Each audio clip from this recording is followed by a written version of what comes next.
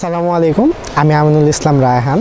আমি জুলাই ছাত্র আন্দোলনে 5ই আগস্ট গুলিবিদ্ধ হই। প্রায় 140টার মতো শটগান পেলেট আমার শরীরের পুরো ডান পাশে বিঁধে, আর হাতের এখান থেকে এই পর্যন্ত টোটাল 55টা শটগান পেলেট লাগে আর কি। তো এগুলোর কারণে আমার হচ্ছে যে রেডিয়াল, আর্নার আর মোটর নার্ভ, যেটা এই 3টা নার্ভে আপনার খুব ভালো রকমের ড্যামেজ হয়। তো যার কারণে হাত আমি এরকম সোজা করতে পারতাম না, এতটুকুর বেশি আমি আনতে পারতাম না। শুধুমাত্র থাম মুভমেন্ট আমার ছিল।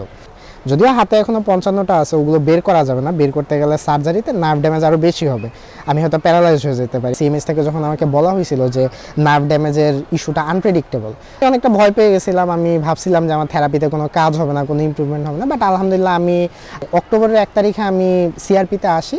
তো ওইখান থেকে আমার অকুপেশনাল থেরাপি আর ফিজিওথেরাপি দুটোই চলতেছে। অকুপেশনাল থেরাপি দেওয়ার পর থেকে আমার হচ্ছে যে মুভমেন্ট অনেকটাই ফিরে আসছে। যেমন আমি হাতটা এখন সোজা করতে পারতেছি, হাতে আমি অলমোস্ট 4 পাউন্ডের মতো ওজন নিতে পারতেছি। আর গ্রিপ সম্পূর্ণরূপে না নিতে পারলেও আমার গ্রিপটা মোটামুটি স্ট্রেংথটা আগের থেকে অনেকটাই এসেছে পার্মানেন্টলি।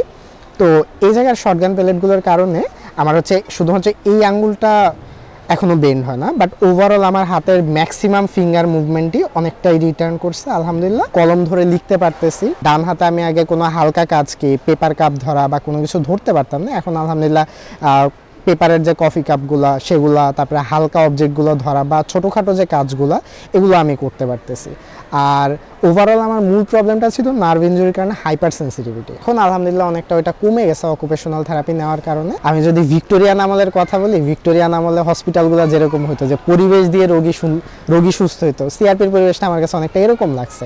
সকাল থেকে একদম বিকাল পর্যন্ত, মাঝে মাঝে রাতেও হচ্ছে যে সে টেবিল টেনিস, ব্যাডমিন্টন এগুলো খেলতে পারতেছি।